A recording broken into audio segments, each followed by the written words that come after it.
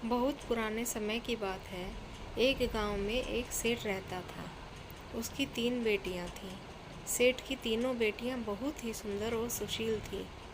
एक बार सेठ को किसी काम से देश से बाहर जाना था, इसलिए उसने अपनी तीनों बेटियों को बुलाया और कहा कि वह किसी काम से विदेश जा रहा है।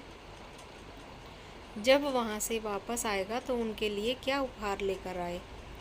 सेठ की बड़ी बेटी ने कहा कि आप मेरे लिए सोने का नौलखा हार लेकर आना।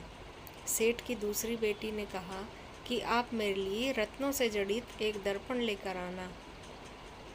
सेठ की तीसरी बेटी ने कहा कि आप मेरे लिए कुछ भी मत लाना, बस आप अपना काम खत्म करके सही सलामत वापस आ जाना।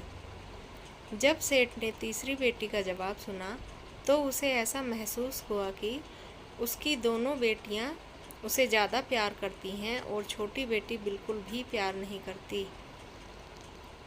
सेठ ने अपने मन की दुविधा को मिटाने के लिए अपनी तीनों बेटियों को फिर से अपने पास बुलाया और एक एक करके तीनों से पूछा कि उसकी तीनों बेटियां उसको कितना प्यार करती हैं। सेठ की बड़ी बेटी ने कहा कि वह अपने पिता को अपने प्राणों से भी ज़्यादा प्यार करती है। दूसरी बेटी ने कहा कि वह दुनिया में सबसे ज़्यादा सिर्फ अपने पिता को ही प्यार करती है। मगर सेठ की तीसरी बेटी ने कहा कि वह अपने पिता को इतना प्यार करती है जितना कि आटे में नमक। उसकी बात सुनकर सेठ को बड़ा गुस्सा आया और दुख भी हुआ। उसके बाद अपनी छोटी बेटी के लिए सेठ का व्यवहार ही बदल गया। अब वह सेठ विदेश चला जाता है। कई महीनों के बाद जब सेठ वापस आया तो सेठ की दोनों बड़ी बेटियों ने सबसे पहले अपने द्वारा मंगवाए गए गिफ्ट के बारे में पूछा और अपने अपने उपहार लेकर बहुत खुश हो गईं। वहीं सेठ की छोटी बेटी ने अपने पिता से पूछा कि उनकी यात्रा कैसी थी और विदेश में रहने का अनुभव कैसा रहा। तमाम बातें सेठ की बेटी ने पूछ डाली, मगर सेठ के दिल में तो अपनी छोटी बेटी के लिए खटास आ ही गई थी। इधर उस नगर के राजा ने एक सभा का आयोजन कर रखा था कि जो भी कन्या उसके सवालों के सही जवाब दे देगी उसका विवाह राजकुमार के साथ कर दिया जाएगा। इसलिए आसपास के सभी राज्यों की कन्याओं को आमंत्रित किया गया था, जिसमें सेठ की तीनों बेटियां भी शामिल हुईं। राजा ने एक एक करके सभी कन्याओं से अपने प्रश्नों के उत्तर पूछे, मगर सभी लड़कियां सही जवाब देने में असमर्थ रहीं। अंत में सेठ की छोटी बेटी की बारी आई तो बिल्कुल उसी तरीके से सेठ की छोटी बेटी को भी मखमल के बिछौने पर बिठाया गया और एक खास तरीके का शरबत बनाकर उसको भी परोसा गया, जैसा कि अन्य लड़कियों को परोसा गया था।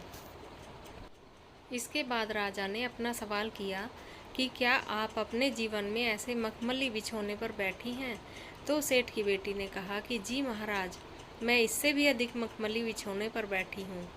इस पर राजा ने पूछा कि उस मखमली बिछौने के बारे में बताओ। सेठ की बेटी बोली, हे महाराज, बचपन में मैं इससे भी अधिक मुलायम मखमली बिछौने पर बैठी हूँ और शयन भी किया है। हे राजन, मुझे नहीं लगता कि माँ की गोद से ज़्यादा मखमली बिछौना दुनिया में कोई दूसरा भी हो सकता है। राजा ने अपने दूसरे सवाल में पूछा कि यह बताओ, क्या तुमने अपने जीवन में इतना स्वादिष्ट और गुणकारी शरबत भी कभी पिया है?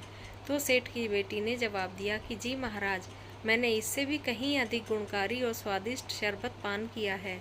मुझे नहीं लगता कि माँ के दूध से ज़्यादा स्वादिष्ट, मीठा और औषधीय गुणों से भरपूर शरबत दुनिया में कहीं मिल सकता है। राजा अपने प्रश्नों के जवाब सुनकर बड़ा ही खुश हुआ। सेठ की छोटी बेटी के साथ राजकुमार की शादी बड़ी ही धूमधाम से कर दी गई। एक दिन सेठ की बेटी ने अपने पिता को खाने पर आमंत्रित किया और अपने हाथों से कई तरह के व्यंजन तैयार किए। जब सेठ खाना खाने को बैठा तो जानकर बड़ा ही खुश हुआ कि उसकी बेटी ने अपने हाथों से उसके लिए भोजन बनाया है, लेकिन उसने नोटिस किया कि उसकी बेटी खाने में नमक डालना भूल गई है, जिसकी वजह से सारा खाना बेस्वाद हो गया था। सेठ ने थोड़ा थोड़ा चखकर सारा खाना छोड़ दिया। यह देखकर सेठ की बेटी ने पिता से खाना छोड़ने का कारण पूछा। सेठ ने कहा कि बेटी, भले ही तुमने 56 भोग बनाए हैं, मगर बिना नमक के सब बेकार हैं। इस पर सेठ की बेटी बोली, पिताजी, मैंने भी तो आपसे यही कहा था कि मैं आपसे इतना प्यार करती हूँ जितना कि आटे में नमक। अब आप ही बताइए, जीवन में नमक की कितनी अहमियत है। खाने के बिना जीवन संभव नहीं है और नमक के बिना खाना भी संभव नहीं है। आप उस वक्त समझ नहीं पाए कि मैं आपसे क्या कहना चाहती थी। अब सेठ को सच्चाई समझ में आ गई थी।